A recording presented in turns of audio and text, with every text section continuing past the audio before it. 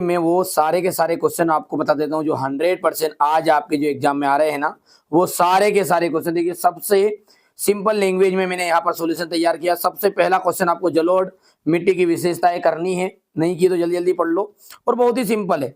इसका मैंने सॉल्यूशन वाला जो वीडियो है ना, वो चैनल की प्लेलिस्ट में सबसे ऊपर रख दिया है। जैसे चैनल में अंदर जाओगे तो उसके अंदर आपको इसका सॉल्यूशन वाला वीडियो मिल जाएगा, मतलब थोड़ा बहुत समझने के लिए। यहाँ पर आप देख सकते हैं जलोढ़ मिट्टी की विशेषताएं हो गई। दूसरा आपको करना है काली मिट्टी की विशेषता। क्या करना है? काली मिट्टी की विशेषता कि यहाँ बहुत महीन कण होता से बनी होती है, इसकी जल धारण क्षमता बहुत ज्यादा होती है, कपास की खेती के लिए उपयुक्त मानी जाती है। कितना सिंपल है। बांगर और खादर में अंतर, ये करके जाना है आपको। हो गया भैया। इसके बाद में आपका बांगर और खादर के बाद में आपको करना है मृदा संरक्षण किसे कहते हैं। तो मृदा के अपरदन को रोकना ही मृदा संरक्षण कहलाता है। ठीक है, यहाँ से इसके उपाय, ये यहाँ से मैं देखो इस वीडियो में आपको क्या कर रहा हूँ, डायरेक्टली स्क्रीनशॉट दे रहा हूँ। बाकी इसका समझना है आपको। तो ये समझने के लिए क्या करना पड़ेगा, चैनल के आर्ट पर देखो। चैनल आर्ट समझ में नहीं आता तो चैनल में जैसे अंदर घुसोगे ना तो एक वीडियो मिल जाएगा आपको, बस उसी वीडियो में ये छिपा हुआ है, देख लो जल्दी। यहाँ पर देख सकते हैं ये क्वेश्चन आपका 100% श्योर आज आ रहा है ना। वनों का वन्य क्षेत्र, ठीक है, वन और वन्य जीव संसाधनों का वितरण बताना। देखो कितनी बार आया, 23 की पूरक परीक्षा, 24 में प्रश्न बैंक में दिया है। ये मतलब आएगा आपका 100% और आ रहा है। हो गया। फिर अगला है हमारा आरक्षित वन और रक्षित वन में अंतर। यदि हम बात करें जैव विविधता क्या है, यह मानव के लिए क्यों महत्वपूर्ण है। जैव विविधता क्या है, मानव के लिए क्यों महत्वपूर्ण है। रबी और खरीफ की फसल में अंतर, ठीक है, रबी और खरीफ की फसल में अंतर हो गया है। जायद की फसल क्या है, 100% श्योर ये आज के पेपर में आपका आ रहा है। ठीक है, प्रारंभिक जीविका निर्वाह कृषि, प्रारंभिक जीविका निर्वाह कृषि किसे कहते हैं, इसकी विशेषताएं देखिए। विशेषताएं करनी एक पहली तो प्रारंभिक जीविका निर्वाह कृषि की विशेषता करके जाओ बढ़िया से। ये रहा स्क्रीनशॉट, जल्दी लो।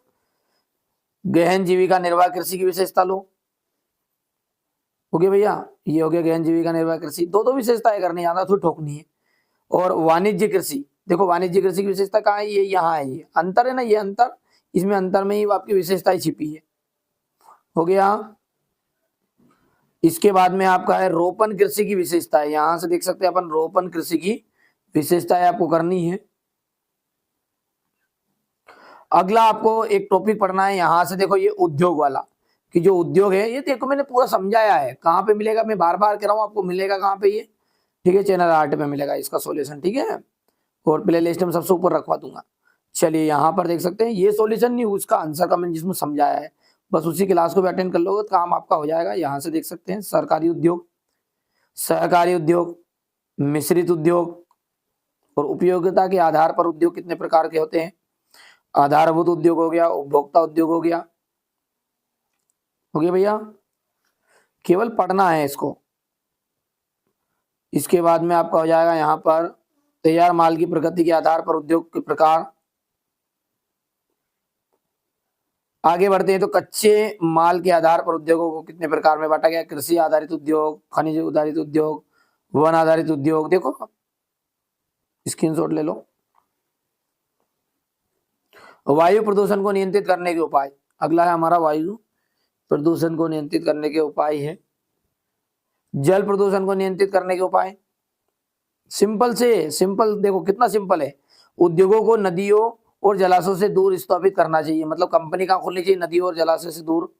सड़कों के किनारे तथा कारखानों के निकट खाली स्थान है ना, उन पे भैया है ना, ठीक है, झाड़ पेड़ काट दो उनकी जगह के। अरे काटना नहीं, मतलब लगाना है जाता जाता। 2 पॉइंट हो गए।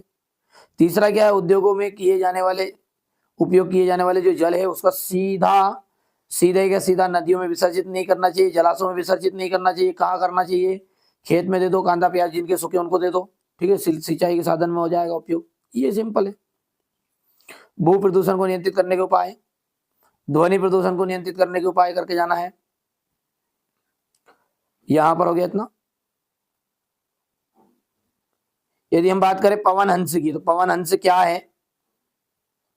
अब ये अगला अगला क्वेश्चन आपका, सविनय अवज्ञा आंदोलन क्या है, वर्णन कीजिए। सभी अवज्ञा आंदोलन हो गया। इस आंदोलन के कार्यक्रम निम्न है, तो ये देखो कितना सिंपल है भैया।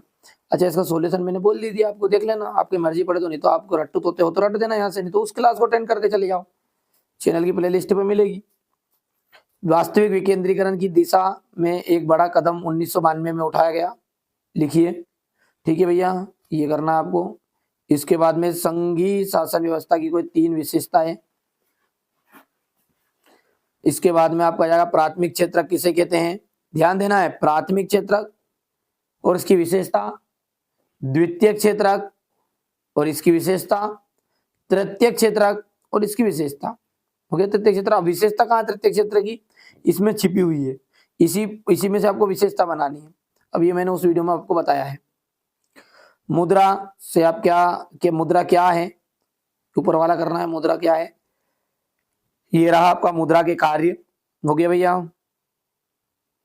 औपचारिक और अनौपचारिक ऋण में अंतर, विनिर्माण क्या है, विनिर्माण का महत्व देख सकते हैं आप, विनिर्माण का महत्व, बहुराष्ट्रीय कंपनियों से क्या आशय है, 2 बहुराष्ट्रीय कंपनियों के नाम आपको बताने, देखिए आप ध्यान से। हो गया भैया।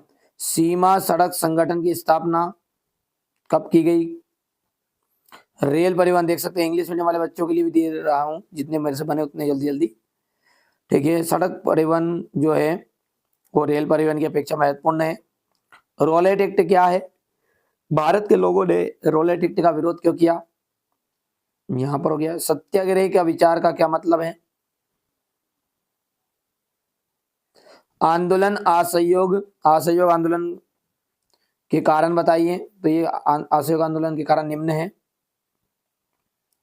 क्वेश्चन नंबर जो 21 है, भारत में आधुनिक राष्ट्रवाद के उदय का कोई 4 कारण दिखना है, योग्य इतना। 500 साल पहले कौन कौन से खाद्य पदार्थ हमारे पूर्वजों के पास नहीं थे, रेशम, ये रेशम नहीं है, रेशम है ना, मिसप्रिंट होकर लिखने में। रेशम मार्ग को किन किन वस्तुओं का निर्माण होता है, जाबर कौन थे, स्टेपलर और फुलर, रिकॉर्डिंग पर टिप्पणी देनी है। ब्रिटेन की महिला कामगारों ने स्पिनिंग जेनी मशीन पर हमले क्यों किए। 1840 के दशक में 19वीं सदी तक श्रम की बहुलता में मजदूरों की जिंदगी को कैसे प्रभावित की, योग्य था ना। अब यहाँ पर मिसप्रिंट है, ये शहरो नहीं है, शहरो है, शहरो। मुद्रण की सबसे पहले तकनीक कब और कहाँ विकसित हुई, मुद्रण संस्कृति के 2 परिणाम लिखिए। राजनीतिक दल से क्या आशय है,